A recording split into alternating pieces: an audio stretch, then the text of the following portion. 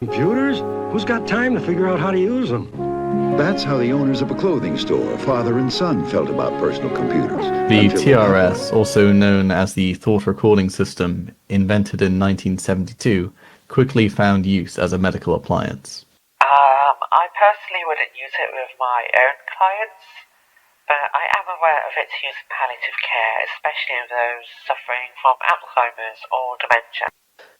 For those unfamiliar, it is a device worn over the head, connected to a small monitor, allowing observers to see a visual representation of one's thoughts. Oh, whatever happened to my old typewriter? We got rid of it years ago. However, as use of the TRS increased outside of the medical sector, it's found controversy regarding its role in police interrogations, particularly regarding the Suzette Harris case, the young girl murdered in 1978 during a home invasion.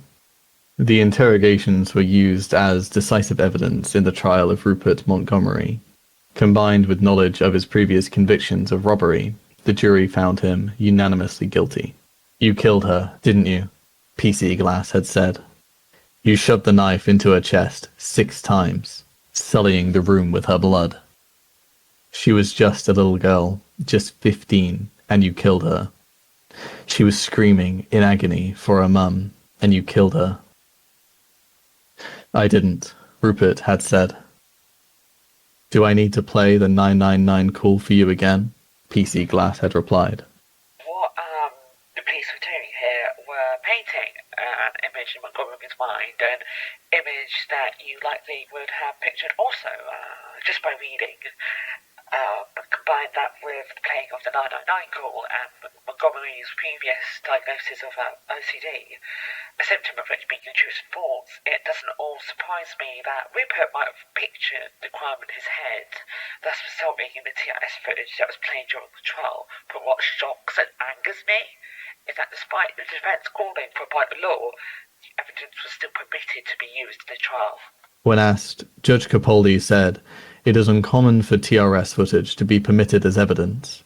However, in the face of Montgomery's confession, it was decided that it was acceptably substantiated. But the issue regarding use of the TRS doesn't end with its use as evidence." The TRS, it doesn't just record, like, if I record it, part of its selling point is that it can also be used to play back footage directly inside of the mind of the person connected to it. It works by activating the part of your brain responsible for memory recall, so it's like you're directly reliving it, and it is so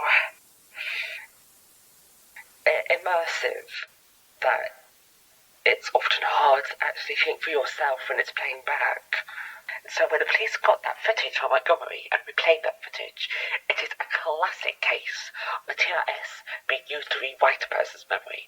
It was an absolute miscarriage of justice and an abuse of their position as police officers. While playing back footage in Montgomery's mind, PC Glass kept on saying, "You did it, didn't you? You killed her. All you have to do is admit it." "Make it stop," Montgomery had said. To which PC Glass replied, "You should have made it stop earlier. You could have stopped yourself from breaking into her home. You could have stopped and ran after you saw her. You could have stopped after the first stab wound. Please, make it stop," Montgomery repeated. Those were her last words. "Did you listen? I did it. I did it. Just make it stop," Montgomery had finally said, terminating the police interview at a whopping 8 hours and 32 minutes. 5 hours and 28 minutes of that was while the footage was being played back in his head, on repeat. "It was a confession made under duress. No confession made under duress should have been permitted in a court of law."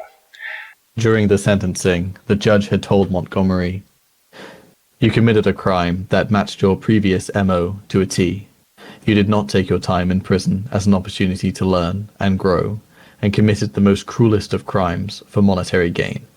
Therefore, I can only come to the conclusion that you are not a safe person to have in our society."